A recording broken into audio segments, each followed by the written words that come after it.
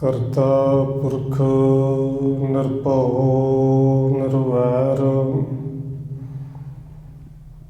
ਅਕਾਲ ਮੂਰਤ ਅਜੂਨੀ ਸੈਭੰ ਗੁਰ ਪ੍ਰਸਾਦ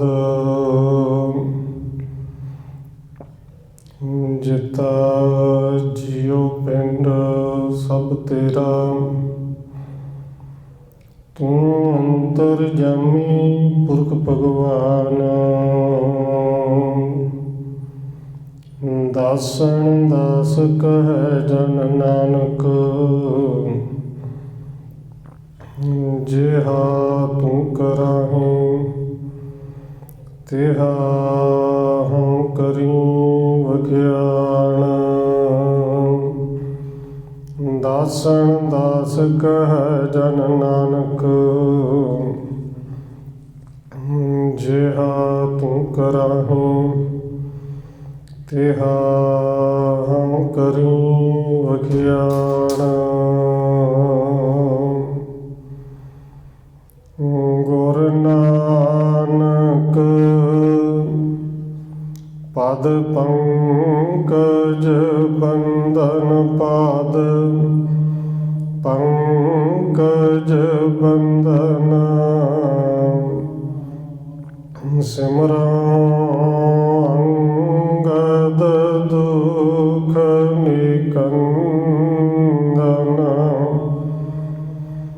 ਗੁਰ ਅਮਰਦਾਸ ਹਿਰਦੈ ਨਿਤ ਧਿਆਉ ਹਿਰਦੈ ਨਿਤ ਧਿਆਉ ਗੁਰ ਰਾਮਦਾਸ ਗੁਣ ਗਾਉ ਗੁਰ ਅਰਜਨ ਬਿਘਨ ਨ ਕੇ ਨਾਸਕ ਬਿਘਨ ਨ ਕੇ ਨਾਸਕ ਗੁਰ ਹਰਗੋਬਿੰਦ ਸ਼ੁਭ ਸੁਮਤ ਪ੍ਰਕਾਸ਼ਕ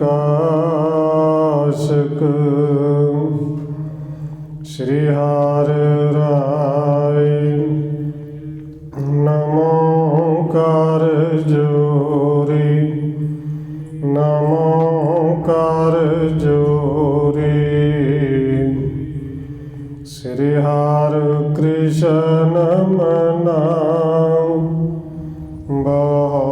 ਬਹੋਰੀ ਗੁਰੂ ਤੇਗ ਬਹਾਦਰ ਪਰਮ ਕਿਰਪਾਲਾ ਜੀ ਪਰਮ ਕਿਰਪਾਲਾ ਗੁਰ ਗੋਬਿੰਦ ਸਿੰਘ ਬਿਸਾਲਾ ਤਰੁ ਤਾਰਾ ਪਰ ਪੁਨ ਪੁਨ ਸੀਸਾ ਜੀ ਪੁਨ ਪੁਨ ਸੀਸਾ ਬੰਦੋ ਬਾਰ ਬਾਰ ਜਗਦੀਸ਼ਾ ਤਰੁ ਤਾਰਾ ਪਰ ਪੁਨ ਪੁਨ ਸੀਸਾ ਜੀ ਪੁਨ ਪੁਨ ਸੀਸਾ ਬੰਦੋ ਬਾਰ ਬਾਰ ਜਗਦੀਸ਼ਾ ਜਿਸ ਮਹਿ ਅੰਮ੍ਰਿਤ ਗਿਆਨ ਹੈ ਮਾਣਕ ਭਗਤ ਬੈਰਾਗ ਸ਼੍ਰੀ ਗੁਰੂ ਗ੍ਰੰਥ ਸਾਹਿਬ ਉਦਦ ਬੰਦੋ ਕਰ ਅਨੁਰਾਗ ਏਕ ਓੰਕਾਰ ਸਤਿਗੁਰੂ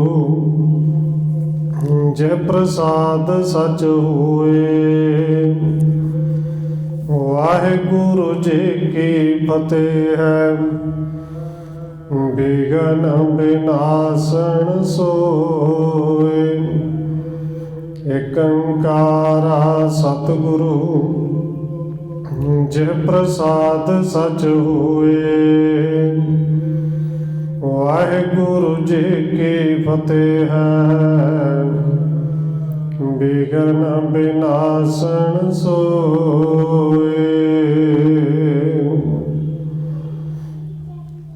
वाहिगुरु जी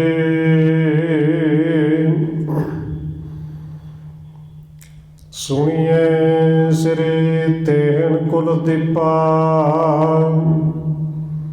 सिद्ध बैठे सब गुरु समीपा। जहाँ अजिता कला दिखावत, मृतक बेहंगन को जीवावत।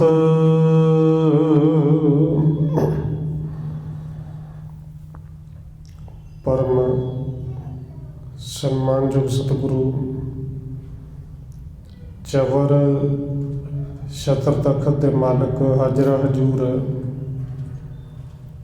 जाहरा जहूर शब्द गुरु जुगों जुग अटल सतगुरु धन श्री गुरु ग्रंथ साहिब महाराज सच्चे पातशाह जी की पावन पवित्र हजूरी अंदर जुड़ बैठे सतसंगी जनों, आप जी वड्डे भागां वाले हो जो सत्कारयोग पूजनीक धन माता राजकौर जी दे पावन अस्थान गुरुद्वारा मंजी साहिब विखे शामां दे दीवानां दीयां हाजरियां भर रहे हो। आओ रोजाना की तरह धन गुरु नानक देव सच्चे पातशाह जी की चल रही लड़ीवार इतिहास कथा के नाल अगलेरी सांझ पाउण तो पहला असीस बख्शिश करो जी। रसना नूं करो पवित्र, जितने भी जुड़ बैठे हो लो हाजरी सारे आखो जी। वाहिगुरु जी का खालसा, वाहिगुरु जी की फतेह। सुनिए सिर तेहन कुलदीपा। सिद्ध बैठे सब गुरु समीपा।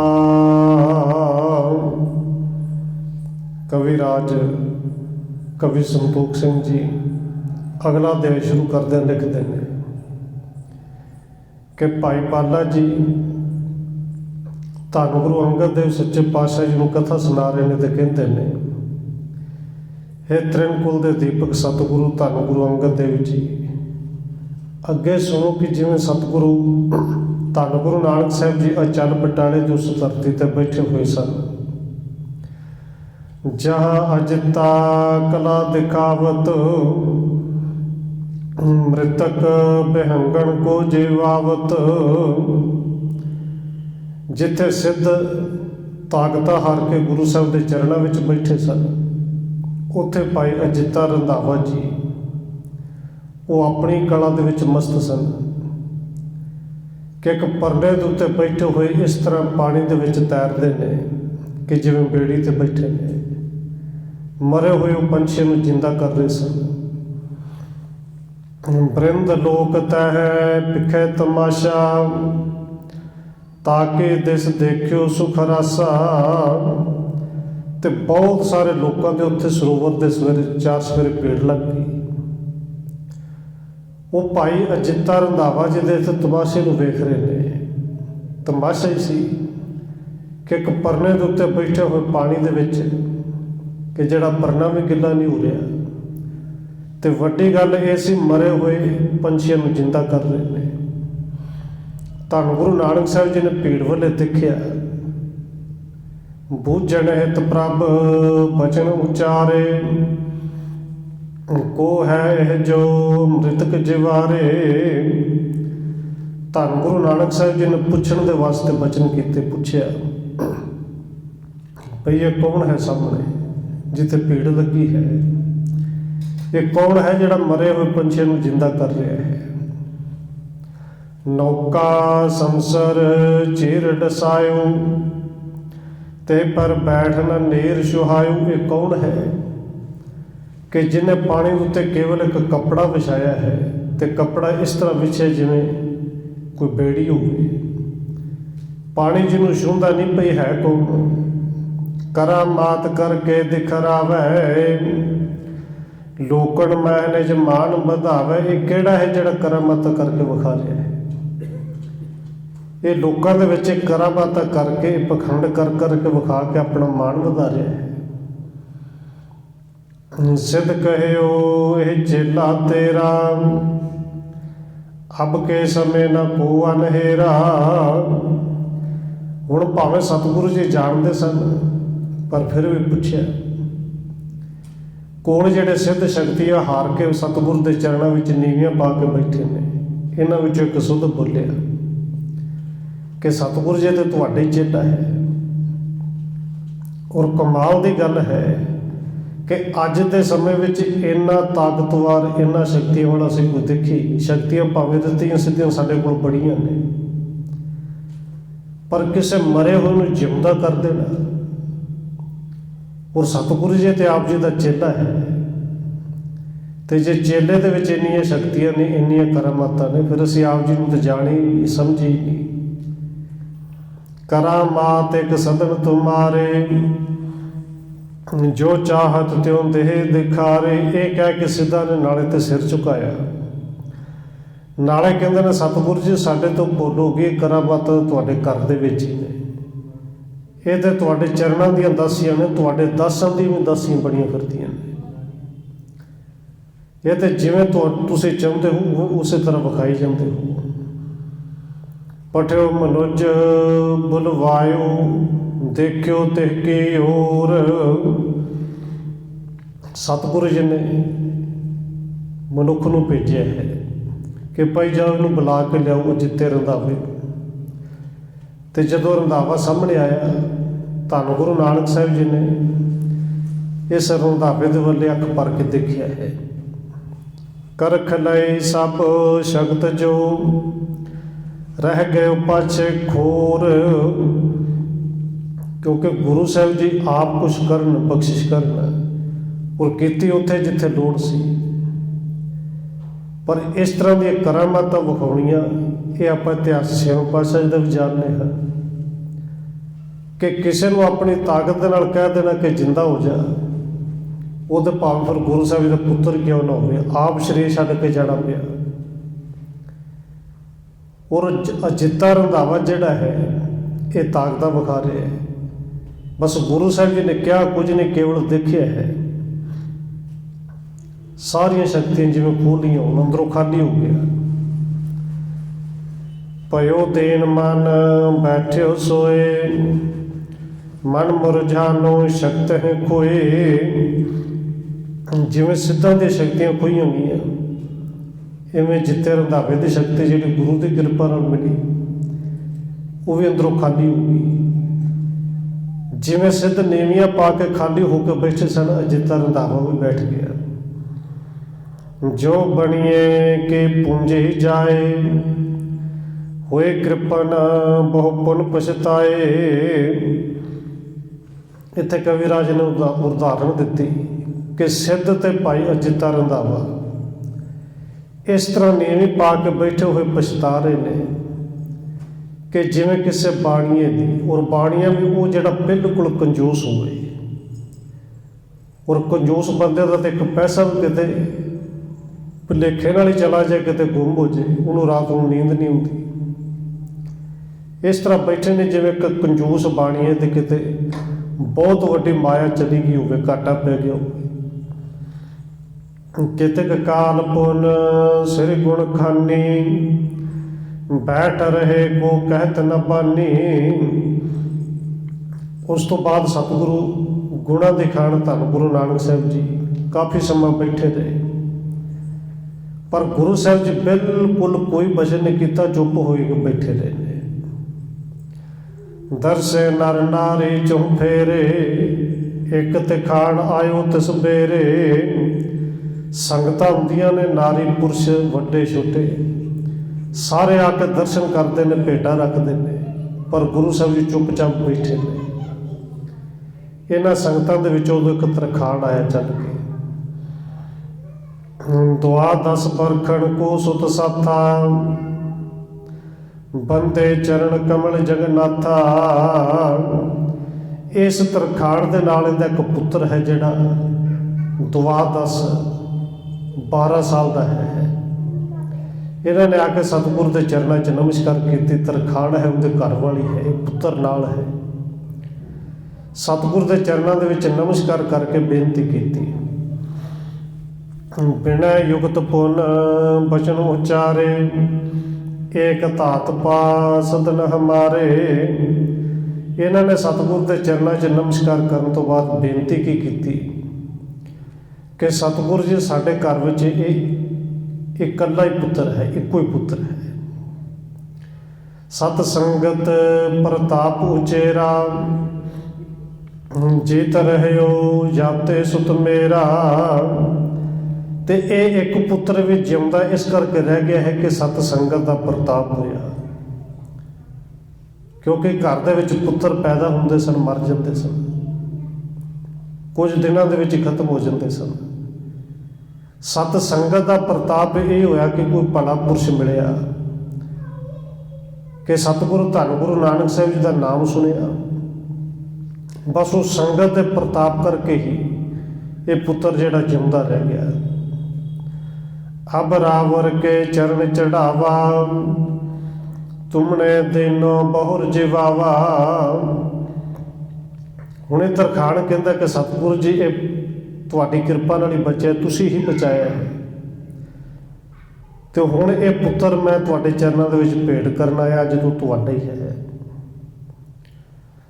ਗੁਰ ਕਹਿ ਹਮਣ ਜਿਵਾਇਓ ਕੈਸੇ, ਕਹਿ ਬਾਡੇ ਸੁਣੀਏ ਪ੍ਰਭ ਜੈਸੇ। ਭਾਵੇਂ ਸਤਿਗੁਰੂ ਜੀ ਸਭ ਕੁਝ ਜਾਣਦੇ ਨੇ, ਪਰ ਕਿਉਂਕਿ ਸਿੱਧ ਵੀ ਬੈਠੇ ਨੇ, ਹੋਰ ਸੰਗਤਾਂ ਵੀ ਬੈਠੀਆਂ ਨੇ, ਸਭ ਨੂੰ ਪਤਾ ਲੱਗੇ ਕਿ ਭਾਈ ਕਿਵੇਂ ਅਸੀਂ ਜਿੰਦਾ ਕੀਤਾ ਹੈ। ਤਰਖਾਣ ਤੋਂ ਪੁੱਛਿਆ, ਭਾਈ ਅਸੀਂ ਕਦੋਂ ਇਹਨੂੰ ਜਵਾਇਆ? ਅਸੀਂ ਤਾਂ ਤੈਨੂੰ ਵੀ ਪਹਿਲੀ ਵਾਰ ਮਿਲੇ ਹਾਂ।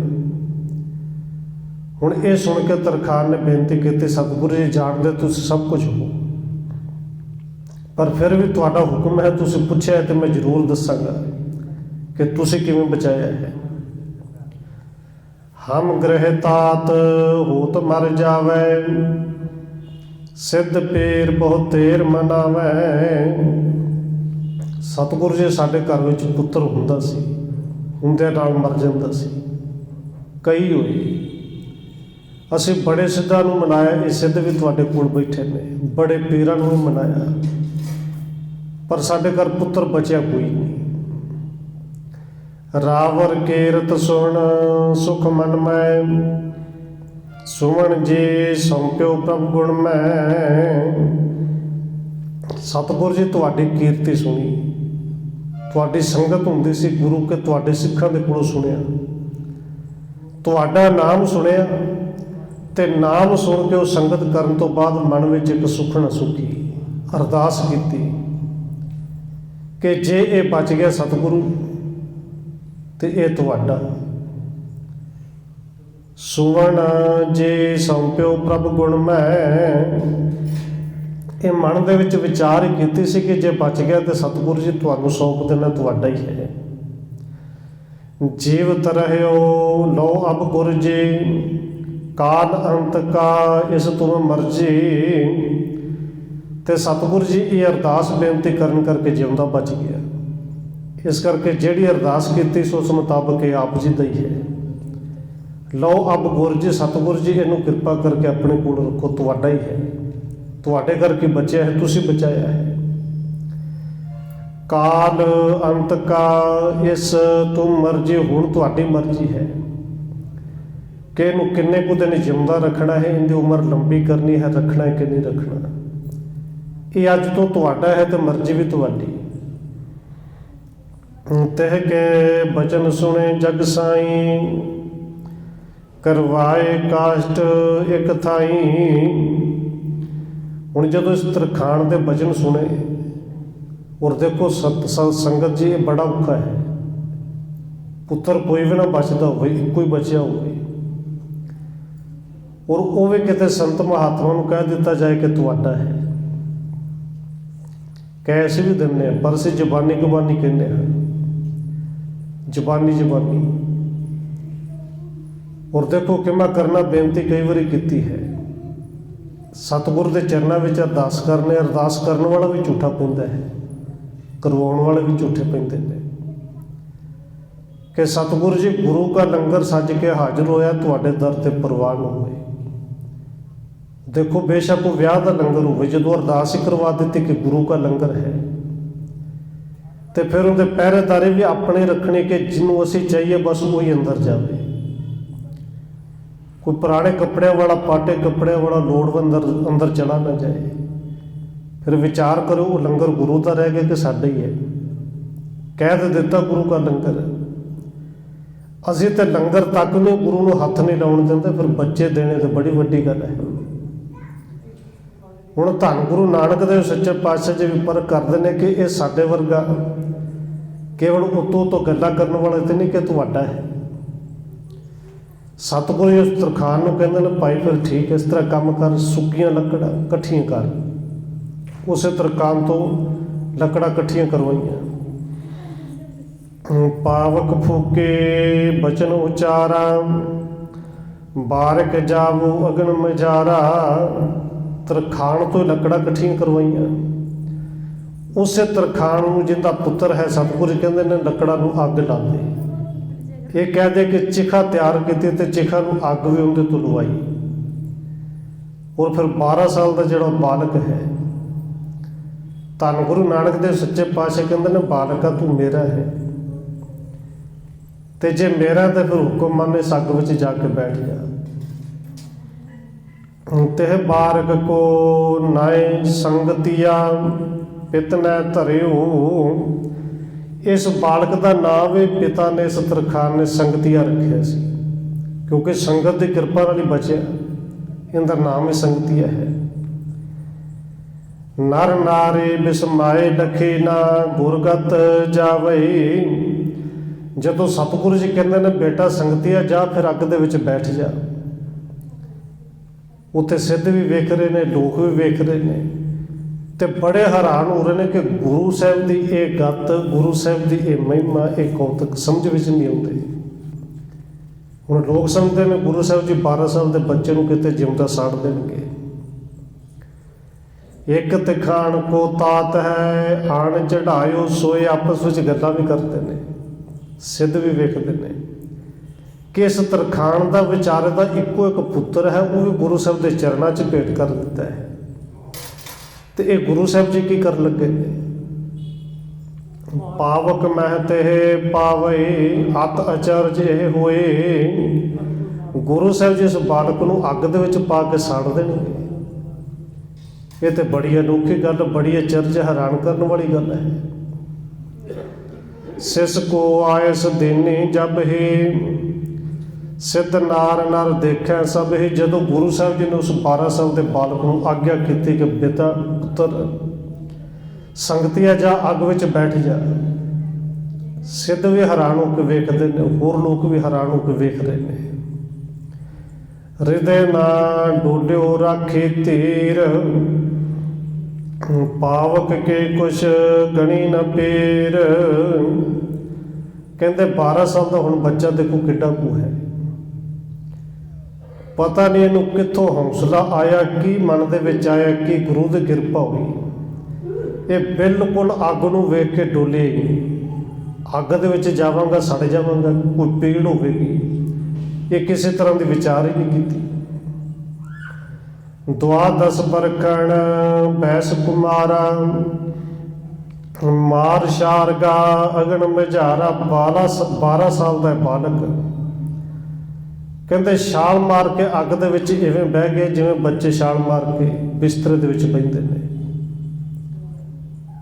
ਕੋਈ ਗਿਣਤੀ ਮਿੰਤ ਨਹੀਂ ਕੀਤੀ ਕਿ ਅੱਗ ਸਾੜ ਕੇ ਸੁਆਹ ਕਰ ਦੇਗੀ, ਕੋਈ ਪੀੜ ਹੋਵੇਗੀ, ਕੋਈ ਦੁੱਖ ਲੱਗੇਗਾ। ਦੇਖੋ ਬਲਦੇ ਹੋਈ ਅੱਗ, ਕਈ ਵਾਰੀ ਹੱਥ ਨਾਲ ਇੱਧਰ ਉੱਧਰ ਕਰਦੇ, ਮਾੜਾ ਜਿਹਾ ਹੱਥ ਲੱਗਦੇ ਤੇ ਬੰਦਾ ਫਿਰ ਕਿੰਨੀ ਦੇਰ ਤੱਕ ਹੱਥ ਨੂੰ ਫੂਕਾਂ ਹੀ ਮਾਰਦਾ ਰਹਿ ਜਾਂਦਾ ਹੈ। ਪਰ ਬਲਦੀ ਹੋਈ ਅੱਗ ਦੇ ਵਿੱਚ ਬੈਠ ਜਾਣਾ। ਸਵਾ ਜਾਮ ਬੈਠਿਓ ਬੈਠ ਨ ਨਿਕਸਿਓ, ਧਰ ਉਰ ਧੀਰਾ। ਪਾਵਕ ਤੇਜ ਨ ਛੋਹਿਓ ਸਰੀਰਾ। ਕਹਿੰਦੇ ਬਾਲਕ ਅੱਗ ਦੇ ਵਿੱਚ ਬੈਠ ਗਿਆ, ਤੇ ਇਹਨਾਂ ਕੋ ਹੌਸਲੇ ਦੇ ਨਾਲ ਬੈਠ ਕੇ ਬਾਹਰ ਨਿਕਲਾਂ ਜਾਂ ਭੱਜਾਂ ਇਹ ਵਿਚਾਰ ਹੀ ਨਹੀਂ ਕੀਤੀ, ਬਾਹਰ ਨਿਕਲੇ ਹੀ ਨਹੀਂ। ਔਰ ਅੱਗ ਨੇ ਵੀ ਕਹਿੰਦੇ ਬਿਲਕੁਲ ਸੇਕ ਨਹੀਂ ਲਾਇਆ, ਅੱਗ ਛੂਈ ਨਹੀਂ, ਨੇੜੇ ਨਹੀਂ ਲੱਗੀ। ਸਵਾ ਜਾਨ ਬੈਠਿਓ ਜਬ ਰਹਿਓ, ਸਭਨ ਦੇਖ ਅਚਰਜ ਉਰ ਲਹਿਓ। ਲੱਕੜਾਂ ਦਾ ਢੇਰ ਵੀ ਵੱਡਾ ਸੀ, ਸਵਾ ਜਾਨ, ਸਵਾ ਪੈਰ, ਇਹ ਕਹਿੰਦੇ ਤਕਰੀਬਨ 3-4 ਘੰਟੇ ਅੱਗ ਦੇ ਵਿੱਚ ਬੈਠੇ ਰਿਹਾ। ਅੱਗ ਪੂਰੀ ਜ਼ੋਰਾਂ ਦੀ ਮੱਚਦੀ ਰਹੀ। ਵੇਖਣ ਵਾਲੇ ਹੈਰਾਨ ਸਨ ਕਿ ਸੜ ਕੇ ਸਵਾਹ ਹੋ ਗਿਆ ਹੋਵੇਗਾ। ਪਰਮ ਪ੍ਰਸਿੱਧ ਭਏ ਗੁਣ ਖਾਨੀ, ਕਰਨ ਕਿਤਾਰਥ ਉਚਰੀ ਬਾਨੀ। ਧੰਨ ਗੁਰੂ ਨਾਨਕ ਦੇਵ ਸੱਚੇ ਪਾਤਸ਼ਾਹ ਜੀ ਬੜੇ ਪ੍ਰਸੰਨ ਹੋਏ ਇਸ ਤਰਖਾਣ ਤੇ ਵੀ ਔਰ ਉਸ ਬਾਲਕ ਤੇ ਵੀ, ਕਿ ਇੱਕ ਪਿਓ ਨੇ ਆਪਣੇ ਹੱਥੀਂ ਅੱਗ ਬਾਲ ਕੇ ਪੁੱਤਰ ਸੌਂਪ ਦਿੱਤਾ ਤੇ ਹੱਕ ਨਹੀਂ ਜਤਾਇਆ ਕਿ ਮੇਰਾ ਹੈ। ਇਹ ਕੇਵਲ ਜ਼ਬਾਨੀ ਨਹੀਂ ਕਿਹਾ ਕਿ ਤੁਹਾਡੀ ਮਰਜ਼ੀ ਤੋਂ ਹੁਣ ਰੱਖਣਾ ਕਿ ਮਾਰਨਾ ਹੈ, ਕਿੰਨੇ ਦਿਨ ਜਿਉਂਦਾ ਰੱਖਣਾ, ਕਿੰਨੇ ਦਿਨ ਨਹੀਂ, ਤੁਹਾਡੀ ਮਰਜ਼ੀ ਹੈ। ਉਸ ਮਰਜ਼ੀ ਦੇ ਮੁਤਾਬਕ ਚੱਲਿਆ ਵੀ। ਔਰ ਧੰਨ ਗੁਰੂ ਨਾਨਕ ਸਾਹਿਬ ਜੀ ਵੇਖ ਕੇ ਬੜੇ ਪ੍ਰਸੰਨ ਹੋਏ। ਹੁਣ ਸਤਿਗੁਰੂ ਜੀ ਕਿਰਤਾਰਥ ਕਰਨ ਦੇ ਵਾਸਤੇ ਉਦੋਂ ਬਚਨ ਕੀਤੇ। ਦੋਹਰਾ ਜਨਮ ਮਰਨ ਤੇ ਰਹਿਤ ਭਾ, ਟੂਟ ਗਏ ਜਮ ਜਾਲ।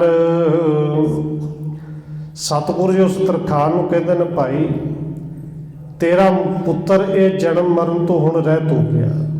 ਤੇ ਕੱਲਾ ਪੁੱਤਰ ਹੀ ਨਹੀਂ, ਤੁਹਾਡਾ ਵੀ ਜਨਮ ਮਰਨ ਕੱਟਿਆ ਗਿਆ। ਪੁੱਤਰ ਕਰਕੇ ਮਾਂ ਪਿਓ ਦਾ ਵੀ ਜਨਮ ਮਰਨ ਕੱਟਿਆ ਗਿਆ। ਇਹ ਜਿਹੜਾ 84 ਲੱਖ ਦਾ ਗੇੜ ਪੈਣਾ ਸੀ ਉਹ ਸਾਰੇ ਕੱਟਿਆ ਗਿਆ। ਨਿਕਸੋ ਆਬੋ ਵਹਿਰ ਕੋ, ਅਬ ਤੇ ਸਦਾ ਨਿਹਾਲ। ਸਤਿਗੁਰੂ ਨੇ ਬਲਦੇ ਹੋਏ ਅੱਗ ਦੇ ਵਿੱਚ ਆਵਾਜ਼ ਮਾਰੀ ਕਿ ਬੇਟਾ ਸੰਗਤੀਆ ਨਿਕਲਿਆ ਬਾਹਰ, ਹੁਣ ਤੋਂ ਸਦਾ ਹੀ ਨਿਹਾਲ ਹੋਵੇਗਾ। ਜਨਮ ਮਰਨ ਤੇਰਾ ਕੱਟਿਆ ਗਿਆ, ਜਨਮ ਮਰਨ ਦਾ ਦੁੱਖ ਹੁਣ ਕਦੇ ਲੱਗੇਗਾ ਹੀ ਨਹੀਂ। ਸੁਣਤੇ ਹੋ ਸਿਸਕੇ ਖੁੱਲੇ ਕਪਾਟਾ, ਦਵੈਤ ਭਰਮ ਕੇ ਸ਼ੰਕੁਰ ਕਾਟਾ। ਹੁਣ ਅੱਗ ਦੇ ਵਿੱਚ ਪਹਿਲੋਂ ਬੈਠ ਗਿਆ ਹੈ, ਪਰ ਗੁਰੂ ਸਾਹਿਬ ਦੇ ਬਚਨ ਜਦੋਂ ਹੁਣ ਸੁਣੇ ਨੇ 3-4 ਘੰਟੇ ਬਾਅਦ ਕਿ ਪੁੱਤਰ ਸੰਗਤੀਆ ਤੇਰਾ ਜਨਮ ਮਰਨ ਕੱਟਿਆ ਗਿਆ, ਬਾਹਰ ਆ ਜਾ। ਇਹ ਬਚਨ ਸੁਣਦਿਆਂ ਨਾਲ ਇਸ ਬੱਚੇ ਸੰਗਤੀਏ ਦੇ ਜਿਵੇਂ ਕਪਾਟ ਖੁੱਲ੍ਹ ਗਏ। ਜਿੰਨੇ ਭਰਮ ਦੇ ਜੰਜਾਲ ਸਨ ਉਹ ਸਾਰੇ ਟੁੱਟ ਗਏ।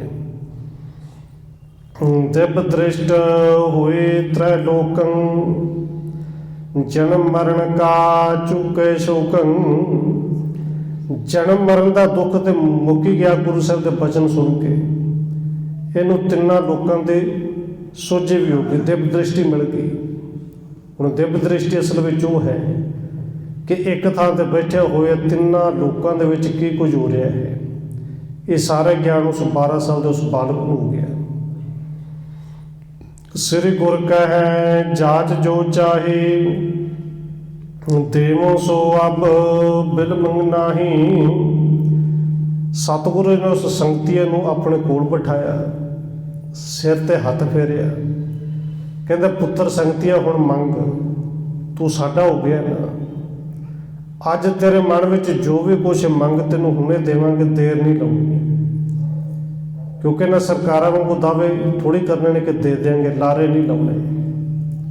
ਜੋ ਮੰਗੇਗਾ ਹੁਣੇ ਮਿਲੇਗਾ ਬਿਨਾਂ ਦੇਰੀ ਤੋਂ, ਤੇ ਜੋ ਮਨ ਦੇ ਵਿੱਚ ਹੈ ਉਹ ਹੀ ਮੰਗ।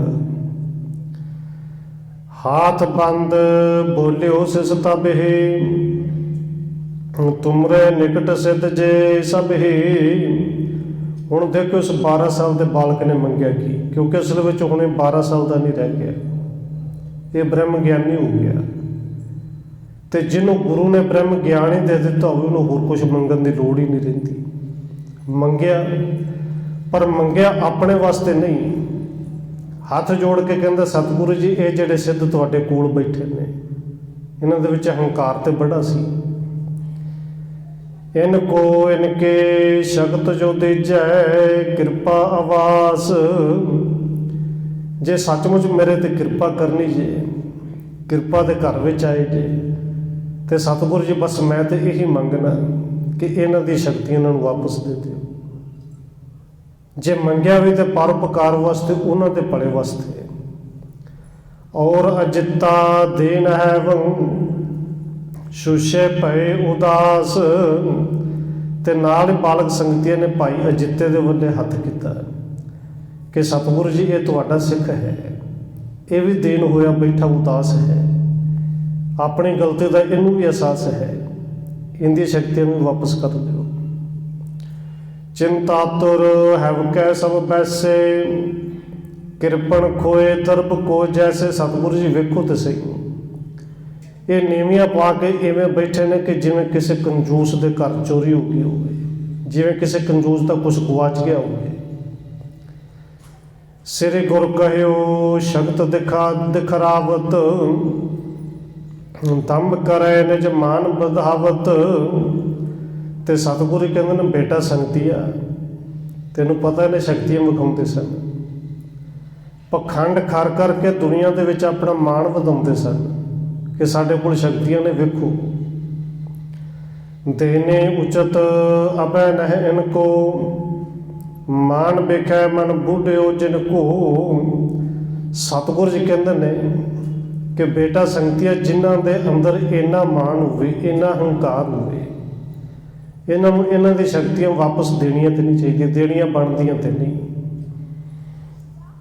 तेरो कहो ना मोरै कैसे, हुते अकारे है अब तैसे। पर सतगुरु जी कहते ने तेरे नाल वचन कीता है कि तेरा कहा होया सी मोड़दा नहीं, तू इन्हां दे भले वास्ते मंगिया है। तो सतगुरु जी कहते हैं ये उस तरह के हो जाएंगे जिमें दे पहलू सन। वो शक्तियां ताकत इन्हां दी वापस आ गई। सिद्धन युद्ध अचरज नर नारी, यह बारक बहु पर उपकारी। हुण जिहड़े सिद्ध ने वो भी बड़े हैरान कि 12 साल का बच्चा, और जे गुरु साहब जी कहण जो कुछ मंगना मंग, तो मंगिया कि साडे वास्ते, साडे पर भले वास्ते।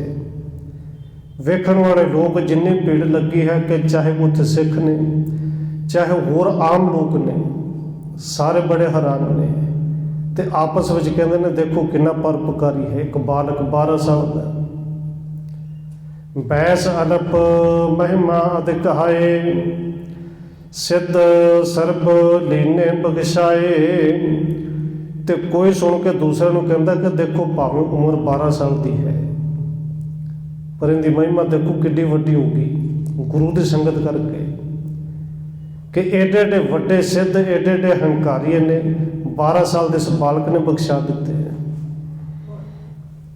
भई सबन मह शगत पुन, रहे हृदय हर खाए। कहते उन्हें सारे सिद्धां दे विच भाई अजिते रंधावे दे विच उस तरह की ताकत शक्तियां फिर आ गई। सारे बड़े खुश हुए। तो सिद्धा ने सारे ने हाथ जोड़ के की किया, धन धन श्री गुरु तही, महिमा कहे न जाए। बस सिद्ध बोलन धन नानक तेरी वड्डी कमाई। सिद्ध बोलन शुभ वचन धन नानक तेरी वड्डी कमाई। सतगुरु जी तुसी धन हो, तुहाडी महिमा धन है, तुहाडी कमाई धन है। तुहाडे ये सिख तुहाडे चेले धन ने कि 12 साल का उम्र होवे ते इन्ना परोपकारी होवे, इन्ना भला करता होवे। तुहाडी महिमा तो कही नहीं जा सकती। सिखे धन धन सिख तेरे, परोपकार करें दुख हेरे। सतगुरु जी तुसी धन हो, तुहाडे सिखी धन ने, तुहाडे सिख धन ने कि जेडे परोपकार करते हैं, इन्हां दे नेड़े दुख कित्थे आ जाएगा। हस कह सिद्धन गर्भ गवायो, बहुर न श्री गुर निकट जनायो। इस तरह कह के असल विच अखीर नूं इन्हां सिद्धां ने अपने अंदर दा हंकार खत्म किया। और इस तो पहलों कई बारी सिद्ध गोष्ठ हुई, कई बारी मिले, पर इन्होंने अंदर का हंकार गवाया नहीं सी। अज सचमुच निमरता दे विच आए, अपने हंकार नूं छड्डिया, ਔਰ ਬਹੁਰ ਨ ਸਿਰ ਗੁਰ ਨਿਕਟ ਜਨਾਇਓ। ਉਸ ਤੋਂ ਬਾਅਦ ਕਦੇ ਵੀ ਗੁਰੂ ਸਾਹਿਬ ਦੇ ਕੋਲ ਇਹਨਾਂ ਨੇ ਆਪਣਾ ਆਪ ਜਨਾਇਆ ਨਹੀਂ, ਉਹ ਹੰਕਾਰ ਤੋਂ ਉਹ ਮਾਣ ਕਦੇ ਵਿਖਾਇਆ ਨਹੀਂ। ਭਏ ਸ਼ਾਂਤ ਦੁਰਮਤ ਸਭ ਨਾਸੇ, ਕਹਿ ਪੁਰਖ ਤੁਮ ਹੋ ਅਬਨਾਸੇ। ਇਹਨਾਂ ਸਿੱਧਾਂ ਦੇ ਅੰਦਰ ਸ਼ਾਂਤੀ ਆ ਗਈ, ਅੰਦਰ ਟਿਕ ਗਏ, ਭੈੜੀ ਮੱਤ ਦਾ ਅੰਦਰੋਂ ਨਾਸ ਹੋ ਗਿਆ। ਤੇ ਸਿੱਧ ਕਹਿਣ ਲੱਗੇ ਸਤਿਗੁਰੂ ਜੀ ਤੁਸੀਂ ਨਾਸ ਰਹਿਤ ਹੋ ਔਰ ਸਾਰਿਆਂ ਦੇ ਦੁੱਖ ਨੂੰ ਨਾਸ ਕਰਨ ਵਾਲੇ ਹੋ।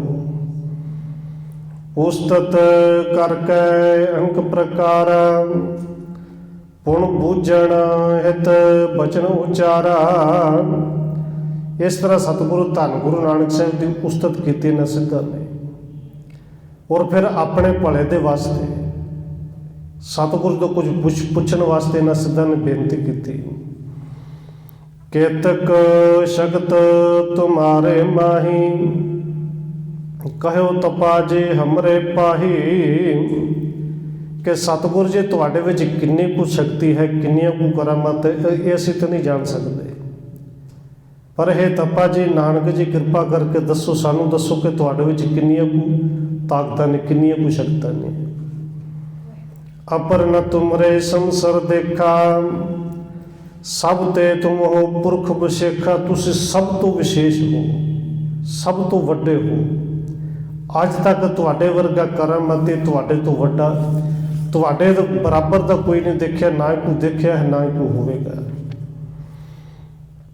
ਗੁਰੂ ਬਣਿਓ ਸਤਨਾਮ ਕੇ ਵਡਿਆਈ ਵੱਡ ਜਾਣ। ਇਹ ਸੁਣ ਕੇ ਸਤਿਗੁਰੂ ਧੰਨ ਗੁਰੂ ਨਾਨਕ ਸਾਹਿਬ ਜੀ ਕਹਿੰਦੇ ਨੇ ਕਿ ਨਾਥ ਜੀ ਸਾਡੀ ਕਾਹਦੀ ਵਡਿਆਈ, ਇਹ ਤੇ ਸਤਨਾਮ ਦੀ ਵਡਿਆਈ ਹੈ, ਜਿਹੜਾ ਸਦਾ ਸਤ ਰਹਿਣ ਵਾਲਾ ਉਹਦੇ ਨਾਮ ਦੀ ਵਡਿਆਈ ਹੈ। ਇੱਕ ਓਂਕਾਰ ਆਕਾਰ ਪ੍ਰਭ, ਪੂਰਨ ਕਿਰਪਾ ਨਿਧਾਨ। ਇਹ ਵਡਿਆਈਆਂ ਤੇ ਜਿਹੜਾ ਉਹ ਇੱਕ ਓਂਕਾਰ ਹੈ ਨਾ, ਉਹ ਜਿਹੜਾ ਅਕਾਲ ਪੁਰਖ ਵਾਹਿਗੁਰੂ ਕਿਰਪਾ ਦਾ ਨਿਧਾਨ ਹੈ, ਕਿਰਪਾ ਦਾ ਖਜ਼ਾਨਾ ਹੈ, ਉਹ ਆਪ ਹੀ ਜਿਹਨੂੰ ਬਖਸ਼ਦਾ ਹੈ। ਔਰ ਸਤਿਗੁਰੂ ਜਿੱਥੇ ਵੀ ਨਿਮਰਤਾ ਦੇ ਵਿੱਚ ਆਪ ਨਹੀਂ ਕਹਿੰਦੇ ਕਿ ਸਾਡੇ ਕੋਲ ਨੇ, ਉਸ ਅਕਾਲ ਪੁਰਖ ਨੇ ਦਿੱਤੀਆਂ, ਉਹਦੀਆਂ ਦਿੱਤੀਆਂ ਹੋਈਆਂ ਦਾਤਾਂ ਨੇ।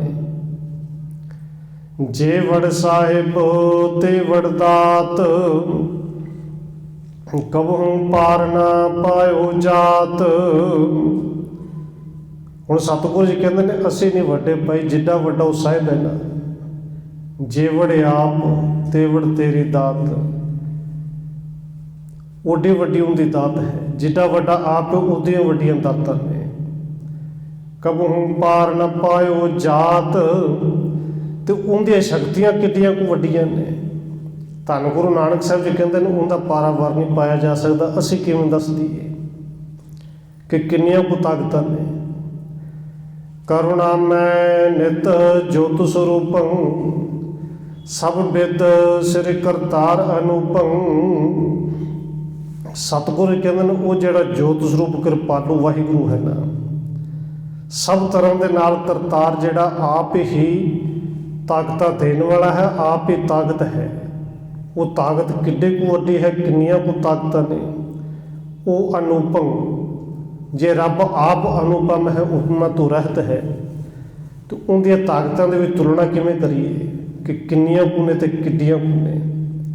ਇੱਥੇ ਸਤਿਗੁਰੂ ਜੀ ਸਿੱਧਾ ਦੇ ਨਾਲ ਕੁਝ ਵਿਚਾਰ ਕਰਦੇ ਨੇ। ਉਹ ਜਿਵੇਂ ਕਰਨਗੇ ਆਪਾਂ ਕੱਲ੍ਹ ਅਗਲੇ ਪ੍ਰਸੰਗ ਦੇ ਵਿੱਚ ਵਿਚਾਰਾਂਗੇ। ਹੋਈਆਂ ਭੁੱਲਾਂ ਦੀ ਖਿਮਾ।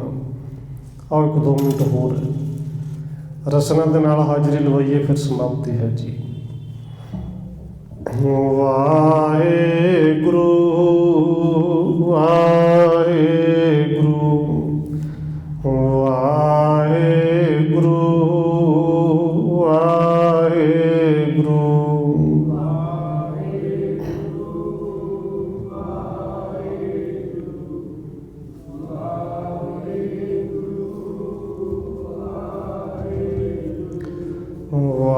ਵਾਹਿਗੁਰੂ ਵਾਹਿਗੁਰੂ ਵਾਹਿਗੁਰੂ ਵਾਹਿਗੁਰੂ।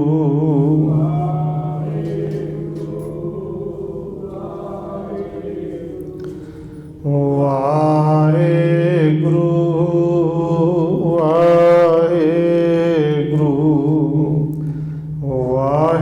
ਕਾ ਖਾਲਸਾ, ਵਾਹਿਗੁਰੂ ਜੀ ਕੀ ਫਤਿਹ।